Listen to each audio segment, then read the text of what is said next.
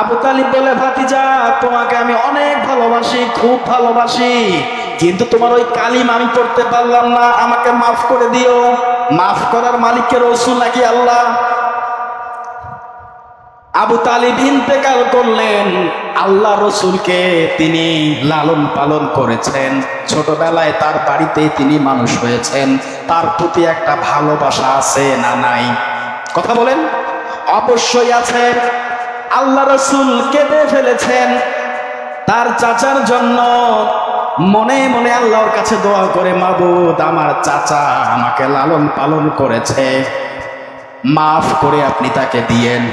আল্লাহ পাক আয়াত নাযিল করে দিলেন, ইন্নাকা লাতাহদি মান আহাবাবতা ওয়ালাকিন্নাল্লাহা ইয়াহদি মান ইয়াশা ওয়া হুয়া আলামু বিল মুহতাদিন। আল্লাহু আকবার।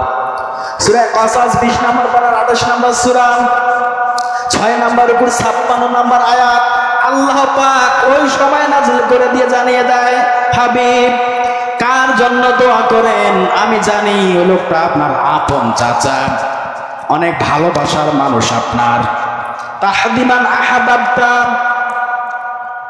আপনি তাকে হেদায়েত দিতে পারবেন না, আপনি চাইলেই যাকে তাকে হেদায়েত দিতে পারবেন না। হেদায়েত আমি আল্লাহ পাক ভালো জানি, কাকে হেদায়েত দেব আর কাকে না দেব।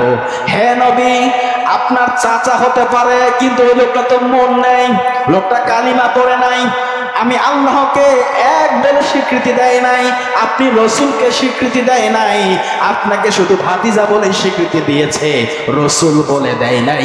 হে নবী, দোয়া করা বন্ধ করে দেন। আমি আল্লাহ পাক যাকে ইচ্ছা তাকে হেদায়েত দান করে, আর যাকে ইচ্ছা তাকে গোমরাহ বানিয়ে দেই। বলি নাউজুবিল্লাহ।